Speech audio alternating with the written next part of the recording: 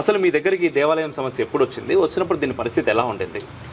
ఈ గుడి గురించి ఫస్ట్ మనకి ఏదైతే ఒక అన్వేషణ మొదలైందో, ఇప్పుడు అన్నవాళ్ళు దయాన్న వాళ్ళు వీళ్ళందరితో కలిసి మనం ఒక ప్రయాణం స్టార్ట్ చేసినప్పుడు ఒక అన్వేషణ, ఎన్నెన్ని అసలు ఈ యొక్క ప్రాచీన మహానగరంలో ఎన్నెన్ని ఆలయాలు ఉన్నాయని ఒకటి ఒకటి వెలికి తీస్తున్నప్పుడు అసలు మాకే స్పెల్ బౌండ్, అసలు ఏంటి ఇంత అద్భుతమైన ఆలయాలు, ఎందుకు ఇంత ఆదరణ లేదు అని. పాపం ఆయన మహారాజు గారు వస్తారు స్వామివారికి ధూపదీపం, ఆయనకి అసలు డబ్బులు రావండి, ఆయనకేం శాలరీ ఏం లేదు. ఇంతకు ముందు ఎవరో గురూజీ అని ఉండేవారు, వాళ్ళు ఏదో డబ్బులు వాళ్ళు వీళ్ళు ఇస్తే ఏదో కొద్ది డబ్బు తప్పించి వారికి కేవలం భగవంతుడి మీద మమకారంతో ఆయన వచ్చి ఆ వచ్చినది ఏదో కాస్తంత అక్కడ చేస్తున్నారు, ఏదో ఈ గుడి నిలబెట్టుకోవాలి అని ఒక ఆలోచన తప్ప ఇక్కడ ఎవరు లేరు ఇక్కడ.